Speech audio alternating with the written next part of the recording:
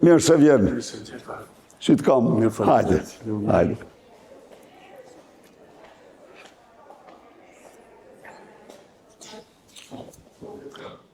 Doktor, leja të thënë dy gjëra.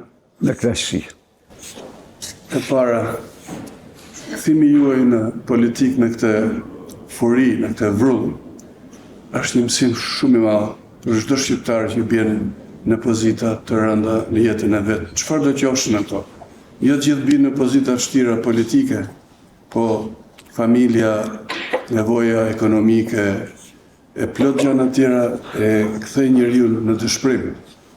Ajo që bëhet ju me kthimin politik, i mësuat njerëzit se si edhe në pikën më të vështirë të jetës të mos dëshpërohen. Never give up. Mos u dorëzo kur.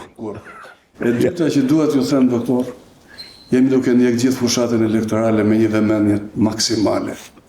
Më pëlqejnë shumë ata që nuk janë oratorë të foltorët. Më pëlqejnë shumë ata njerëz të cilëve me projektin që ka paraqit Partia Demokratike, ju ka prek bashkë tek halli dhe nevoja tyre jetike.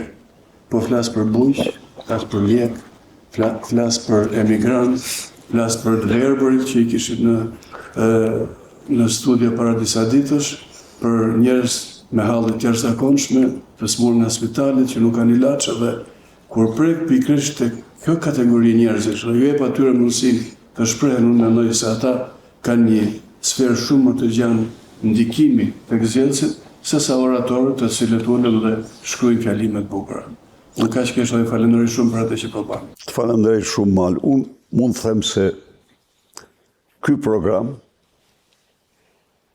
është absolutisht më i miri që kemi paraqitur ndonjëherë në këtë vend. Të shumë suksese. Edhe unë të falenderoj shumë. Shumë falenderoj i dashur mal.